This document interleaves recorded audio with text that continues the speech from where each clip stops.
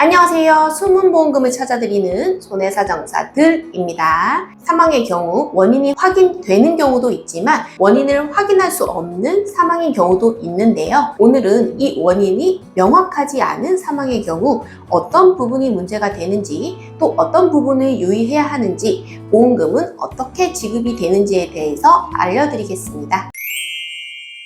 본사님, 사망한 경우 보험에서 보험금 지급은 어떻게 지급되는지 설명 한번 해주시죠.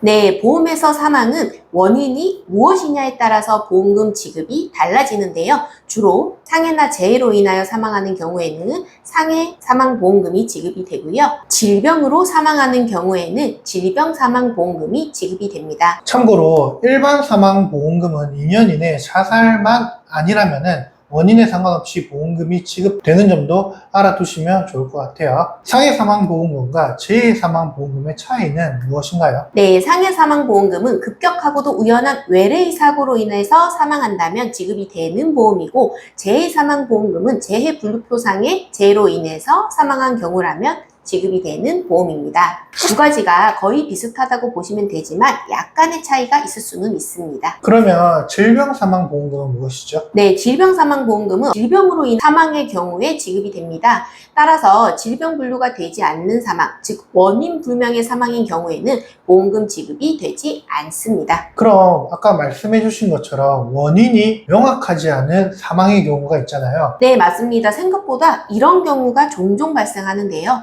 예를 들어서 사망 후 방치된 시간이 길거나 사망의 원인이 검안이가 판단했을 때 그 어떤 원인으로도 추정되지 못하는 경우, 또는 원인이 추정은 되지만 부검 등을 시행하지 않아서 명확하지 않은 경우 등이 있습니다. 이 경우, 즉 원인이 불명확한 경우 보험금 지급은 잘 이루어지나요?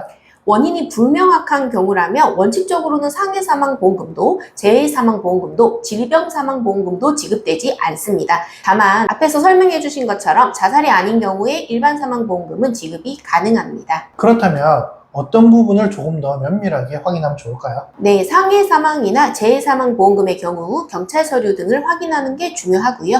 경찰에서 혹시라도 확인된 내용 이외의 자료가 있다면 이것 또한 확인하시는 것이 중요합니다. 또한 부검이 진행된다면 조금 더 명확한 근거 자료가 될 수 있습니다. 질병사망은 어떤 부분을 특히 확인해야 되는지도 설명 부탁드릴게요. 질병사망보험금의 경우 사인 미상이라고 하더라도 사망 전 피보험자의 상태, 즉 병원 이력이나 치료력 등을 확인하는 것이 중요하고요. 119 구급일지 등을 통해서 최초 신고된 내용을 확인하는 것도 중요합니다. 사인 미상이나 추정 진단의 경우 사망보험금 이외에 확인이 필요한 부분이 있을까요? 네, 뇌출혈 사망으로 추정되는 경우 뇌출혈 진단비 또는 뇌혈관 질환 진단비 등의 가능성이 있습니다. 이런 경우 자발성 뇌출혈이냐 외상성 뇌출혈이냐를 검토할 필요가 있고요. 자발성 뇌출혈 추정 사망의 가능성이 있다면 진단비 검토를 위해서 사망 전 치료력 등을 검토할 필요가 있습니다. 그 외에 확인해야 될 부분이 있을까요? 상해 사망이나 질병 사망 이외에도 암 사망 보험금 또는 교통재해 사망 보험금 등 구체적인 원인을 요하는 사망도 있습니다. 이 부분도 확인을 하시는 게 중요하겠습니다. 원인 불상 사망의 경우 보험금 지급에 대해서 한번 알아보았고요. 원인이 명확하지 않은 사망의 원인은 입증이 중요하고요. 이럴 경우에는 무턱대고 보험금 청구부터 하시게 되면은 보험금 부지급 가능성이 높으니 사망보험금 청구 전에 손해사정 검토가 필요하다고 할 수 있겠습니다. 네, 오늘 준비한 영상은 여기까지입니다. 다음 시간에도 도움되는 보험 보상 정보 가지고 오겠습니다. 감사합니다.